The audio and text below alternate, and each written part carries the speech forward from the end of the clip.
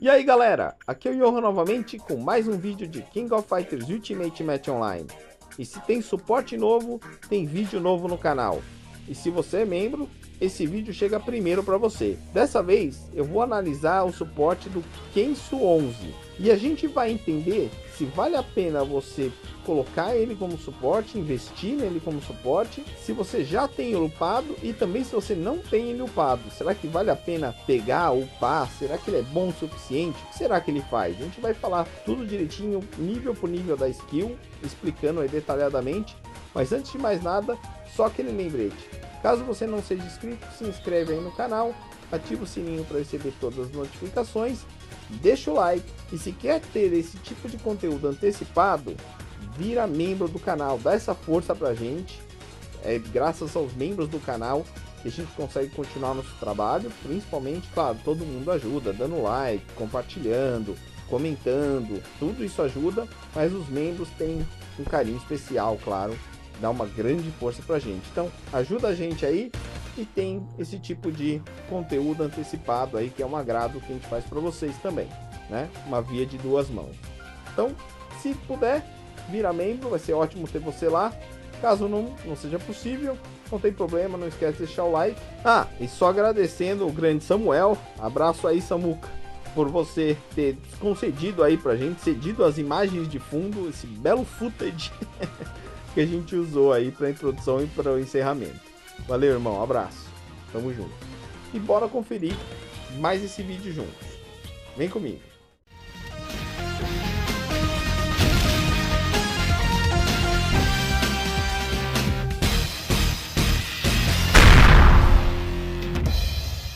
Beleza, galera, vamos começar falando de como ativa esse suporte. Basicamente, esse suporte vai ser ativado a partir do primeiro turno, depois que os aliados soltarem 2 ults. Falando agora dos efeitos, logo que você abre o suporte, no nível 1, o branco, vai aumentar o dano em 70%, o ataque também em 70% e o dano do ult dele em 60%.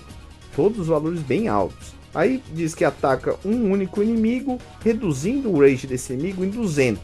E se o rage for menor que 200, ou seja, se quando ele atacar com essa skill de suporte, o inimigo tiver menos de 200 de rage, ele vai tirar todo o rage que tiver e vai dar 30% de dano adicional.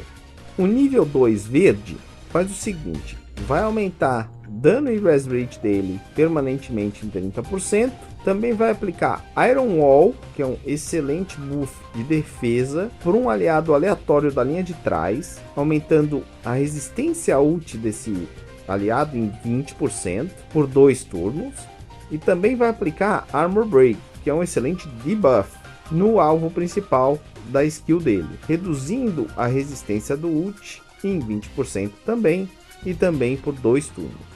Então, um aliado da linha de trás ganha resistência ult em 20% por 2 turnos, e quem ele acertar perde essa resistência, ou seja, tem uma resistência ult reduzida também em 20% por 2 turnos. Beleza. O terceiro nível azul aumenta o dano da skill em 10%, aplica um buff chamado Shinryu para um aliado que tiver o maior HP, esse buff vai ficar por 2 turnos, e basicamente o que ele faz é o seguinte, quando o HP desse aliado cair de 75%, ele vai aumentar a chance de bloquear que esse aliado tem em 60% por 2 turnos, além de restaurar 150 de rage. No nível 4 roxo, ele vai de novo aumentar 10% de dano da skill, restaurar 150 de rage para o aliado que não tiver com rage cheio, e vai dissipar Blunt, que é aquele debuff chato que diminui ataque, né? Também vai curar 10% do máximo HP de um aliado que tiver com sepsis. Isso aí é meio blé, na verdade, porque se tiver com sepsis já tiver com o máximo ali, né? Não vai conseguir curar nada, mas tá bom. E tem 25% de chance de stunar o alvo que ele atacar com essa skill.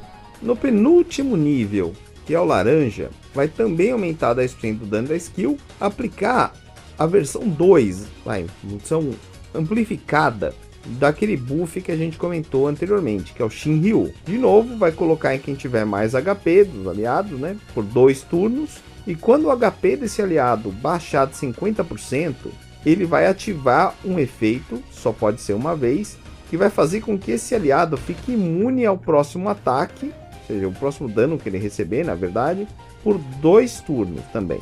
Além de conceder a esse aliado 50% de anti-crit. Tudo isso também por 2 turnos. No último nível dessa skill, o nível vermelho, vai aumentar o dano da skill em 30%, mudar o ult para o S-Max, continua atacando um único alvo, aplicando a terceira evolução daquele buff, Shinryu, ainda para o aliado que tiver com mais HP, ainda por 2 turnos. Só que dessa vez, quando o HP abaixar de 25%, o personagem vai restaurar 20% do HP perdido e aumentar o res rate em 25% por um turno. Além disso, vai aplicar a proteção do Shinryu, do dragão verdadeiro, né? Só que esse buff vai para um aliado da linha de frente aleatório, priorizando quem não for tanque. O que faz essa proteção? Vai fazer com que, quando o HP desse personagem baixar de 15%, ele tira os debuffs, incluindo o Armor Break, e ganha 30% de resistência a dano por um turno. E é isso aí, galera. O que vocês acharam do suporte do Kenso? Eu acho um suporte decente, lendo aí as habilidades, tentando explicar elas para vocês, uma por uma.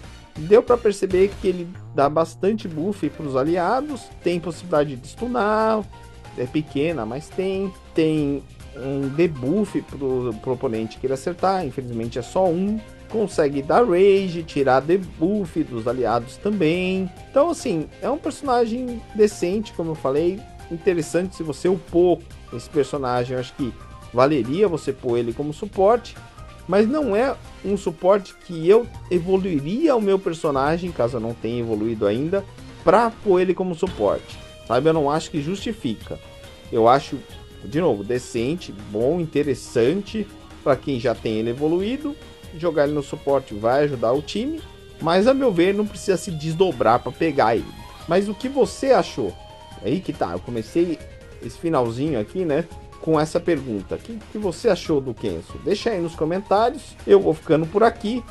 Um abraço e até a próxima.